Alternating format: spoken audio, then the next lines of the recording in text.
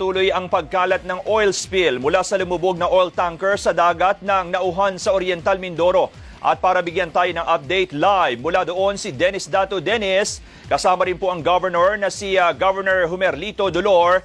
Dennis, magandang morning. Kumusta ang update?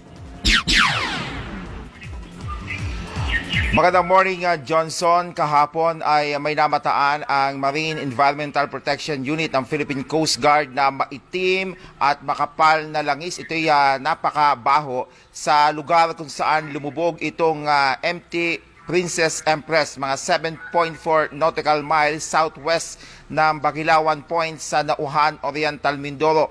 Ito ngayon ang inaalam kung ito ay kabilang na o bahagi na ng 800,000 na litro ng industrial fuel na karga nitong lumubog na MT Princess Empress. At ito'y bukod pa doon sa malawak ng oil spill na mula naman sa diesel ng naturang barko. Meron din kagabi na namataan ng oil spill sa bahagi ng Sitio Tuhod sa Barangay Herrera sa bayan ng Nauhan. Ito'y halos nasa marine protected areas na. At para bigyan tayo ng update sa nangyayaring oil spill dito sa Oriental Mindoro, kasama natin ngayon si Oriental Mindoro Governor Humerlito Dolor. Good morning po, Governor. Sina Johnson po sa studio. Magandang umaga po at magandang umaga din po sa ating mga kababayan. Opo, kahapon po, Governor, ay nagkaroon ng pagpupulong kayo kasama ang PDRMO, Coast Guard at DNR at mga LGUs.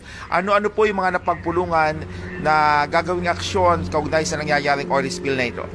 Sinigurado ng DENR at saka ng Coast Guard kasama yung PDRRMC na hanggat kaya makukunti natin yung pagkalat ng oil spill. Kasi kung titingnan natin, 6 kilometers by 4 kilometers na yung lawak ng nasasakupan ng oil spill na ating nakikita na ito galing pa sa diesel. Ngunit, yung 6 by 4 kilometers na ito ay tila ba lumalapad. Ngayon, sa risk assessment na ginawa, nagkaroon na tayo ng pagtataya na maaring umabot ito sa 7 fish sanctuary, marine protected areas natin dito sa Pola, ganon din sa bayan ng Nauhan, 2 sa bayan ng Pinamalayan at several barangays.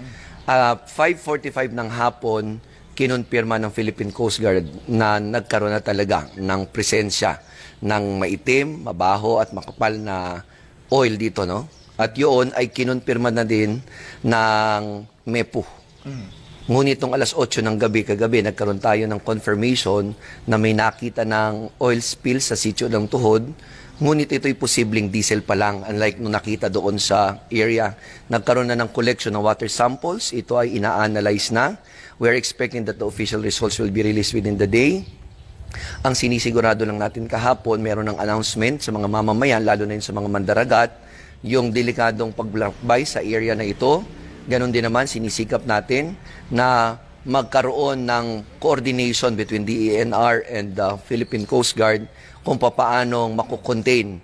As a matter of fact, si Secretary Loizaga at saka si Yusek Malu ang kasama natin sa pag-uorganisa kahapon noong team na mag-handle nito. Nagsimula na rin kahapon ng pag-spray around 5:45 at 2:30 in the afternoon ng oil dispersants. At ganon din naman, merong confirmation naman at merong assurance yung company ng MT Princess Empress na kung ano man ang posibleng maging damage nito ay nakahanda silang sagutin. Ang sinisigurado lang natin, napaka-ganda nung area because it's part of the Verde Island Passage, yung water contamination nito at yung posibleng epekto sa biodiversity, yun ang primordial consideration natin ngayon. Ngayon po, sabi nyo, may nakita lang maitim na posibleng yun ay galing sa industrial fuel. Ano po ang direktiba nyo? Makakabahala po ito na baka mamaya biglang lumawak, lumaki. And ang ibig sabihin nito, kung may itim ng langis na lumalabas, nagkakaroon na ng leak po. Totoo yun. Posible na nagkakaroon ng leak. Ngayon kasi nung may presence na nito, ang instruction natin since yesterday, magkaroon na talaga ng paggasipsip. At meron namang available ang mga tangke. Meron na tayo dong barko, malaki. 2 barko na yun naandun. Yung isa ay dineploy na rin kagabi, bukod doon sa BRP Melchora Aquino. Meron pa rin isa, yung BRP Habagat ay dinideploy na rin kagabi. Ganon din naman may mga tugboats ng available. At ang assurance sa atin ng Philippine Coast Guard ay handa naman sila na sipsipin ito once ma-identify na. Yun nga lang, medyo nakakalungkot makalipas ang 2 aerial surveillance, hindi pa rin talaga totaling makita yung eksaktong lokasyon ng barko dahil ito tinatayang nasa 460 meters ang lalim. At kung ito ganun kalalim, ang posibilidad na lang, ayon na rin sa konfirmasyon ng may-ari ng barko, ay yung posibilidad na makuha yung laman sa lalong madaling panahon para maiwasan ang patuloy pang pagkalat nito. Paano daw po gagawin nila? Napag-usapan na po ba? Kahapon may mga initial steps na, may mga experts na rin na tinitingnan mula sa private at government side, yung DENR, kaya nga maganda na yung coordination meeting between DENR at saka Coast Guard ay pinacilitate ng pamahalaang panlalawigan. May target po ba date kung kailan matatanggal to?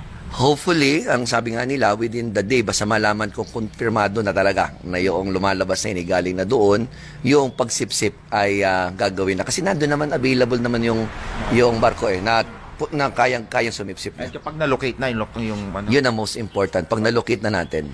Kanina po nabanggit nyo na bawal muna yung mga mangingisda doon, no? Bawal muna pumunta, bawal mangingisda doon. Paano po ang kanilang kabuhayan? Kung gaano kalaki yung maaapektuhan nito sapagkat lumalaki na nakahanda naman po ang pamahalaan panlalawigan na magbigay ng ayuda sa mga affected na mangingisda. Sabi ko nga kanina, it covers around 7 plus 7 plus 2, so 16 marine protected areas, mga fish sanctuary, plus around 16 barangays or beaches ang apektado sa lugar. Okay po. And may plano po ba ang provincial government na mag-file ng case sa mga kumpanya ng tanker? Kung hindi naman sila magbibigay ng tamang kompensasyon at saka yung kooperasyon, dadating tayo doon. Pero sa ngayon, since open naman sila sa dialogo at handa silang sagutin kung ano man yung magiging danyos nito, ang pinakamahalaga sa amin ngayon, una, walang namatay na crew. Ikalawa, nasigurado natin na ang gobyerno ay nandun agad. At ang ikatlo, handa ang kumpanya na sagutin. Tingin ko naman sa oras na ito, ang pinakamahalaga, Dennis, makunti natin yung damages later, maa-assess naman yan. May mga batas naman na nagdidikta kung paano sinusukat ng mga damages na ito. Okay po. Governor, maraming salamat po. Johnson? Isang tanong lang, Dennis. Governor, nabanggit na ho ba sa inyo ng Philippine Coast Guard kung tukoy na yung eksaktong pinaglubugan ng tanker at sa timeline, mga gaano pa katagal ang itatagal bago masalvage yung tanker? Yung location, dahil nga po sa 2 beses na pagkakaroon ng aerial surveillance, hindi pa rin po siya eksakto nalulocate. Pero sa huling report kagabi, it's around 8 kilometers. 8 nautical miles from the shores of Nauhan. Yun naman pong timeline, ang agreement kahapon, more or less, so, mahirap po possibility-wise yung pag-salvage kasi sobrang lalim ng pinagkalubugan. Maraming salamat, Governor, at maraming salamat, Dennis Datu.